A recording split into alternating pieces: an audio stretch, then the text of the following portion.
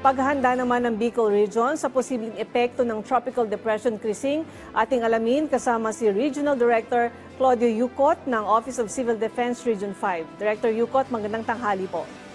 Yes, magandang tanghali din po sa inyo at sa lahat po ng taga-subaybay. Sa mga oras na ito, Director, ano po ang lagay ng panahon dyan sa Bicol Region at ramdam na po ba itong epekto ng bagyong Krising? Yes, medyo ramdam na namin. Sa ngayon ay maulan ang probinsya ng Camarines Sur, Camarines Norte at Catanduanes. At ang bagyo po ay nasa 520 kilometers sa east-northeast of Virac, Catanduanes. Sa ngayon, kahapon po nag-conduct po kami ng PIDRA at na-raise na po namin sa blue alert, ang alert level status namin dito sa Bicol. Hello? Sir. Ano naman po mga probinsya o lugar sa Bicol yung itinuturing na high risk o direktang maapektuhan ng bagyo? At saka paano po ninyo pinaghahandaan o pinaghahanda ang mga residente sa mga lugar na ito? Yes, sa ngayon, yung tatlong probinsya ang maulan, yung Catanduanes, Camarines Sur, Camarines Norte. Ngunit bukas, inaasahan na yung buong Bicol ay mag-uulan. So sa amin pong paghahanda, hindi pa po kami nag-conduct ng evacuation, ngunit nakaantabay lang po ang aming lahat ng mga local DRRMCs namin in case po advise ang pag-asa na kailangan na naming mag-evacuate ay gagawin po namin kaagad na mag-evacuate. Okay, sir, may mga naitala o isinagawa na po bang mga preemptive evacuation so anumang insidente kaugnay ng pananalasan nitong bagyong Krising? Kung meron sa mga lugar po ito? Sa ngayon po, wala pa po kaming preemptive evacuation. So sir, paano naman po ninyo tinitiyak na maayos yung coordination sa bagitan ng national at local agencies sa panahon ng ganitong kalamidad? Yes, meron po kaming ginagawang virtual EOC. Mismong si Secretary of National Defense po namin ang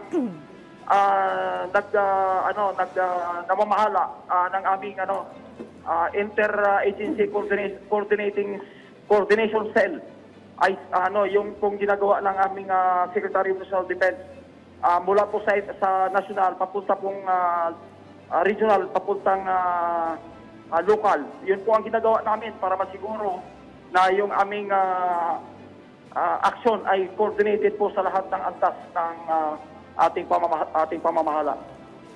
So, Director, sa kabila po ng mga banta ng bagyong ito, may direktang epekto po kaya ito sa mga bulkang binabantayan din dito tulad ng Mayon at Bulusan?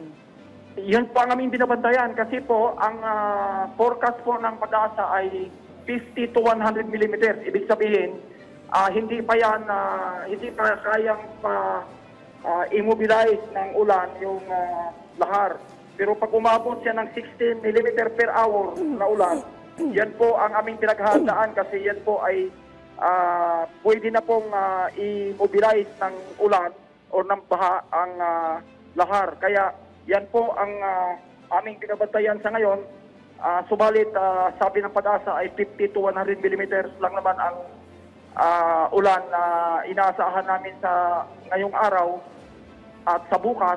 So hindi pa po yan, ngunit nakahanda po kami anytime na kailangan po namin ilikas yung ating mga kababayan sa areas po ng Mayon at sa Bulusan.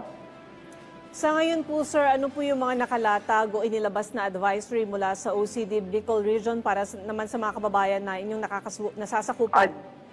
Mula po kahapon, naglabas na po kami ng blue alert status para po sa ating lahat ng local DRRMCs para po sa kanilang paghahanda. At anytime po ay kung kailangan po nating i-raise to red alert status ay gagawin po natin. Sa ngayon po ay naka-blue alert status lamang po ang Bicol RDRRM Council. Director, kumusta naman po yung monitoring ninyo sa mga daan, sa mga tulay at baybaying dagat na pwedeng maapektuhan ng bagyong Krising? May paghahanda na rin po ba sa mga coastal areas ng Bicol Region? Yes, meron na po at ang amin po talagang worst case scenario ay maulit yung Typhoon Christine last year. Yun po ang aming pinaghahandaan. Yun po ating main thoroughfare, yung main road natin, main artery road natin from Manila, yung Maharlika Highway. Yun po talaga ang aming binabantayan kasi ayaw naming maulit-ulit yung nangyari nung Christine last year. Okay, sir, mensahe nyo na lang at paalala sa ating mga kababayan dyan sa Bicol Region.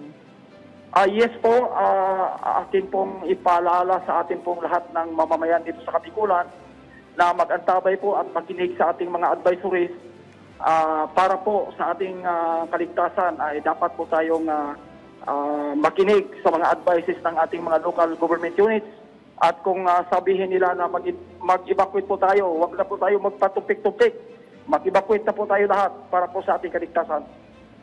Alright, maraming salamat po sa inyong oras, Regional Director Claudio Yucot ng Office of Civil Defense Region 5.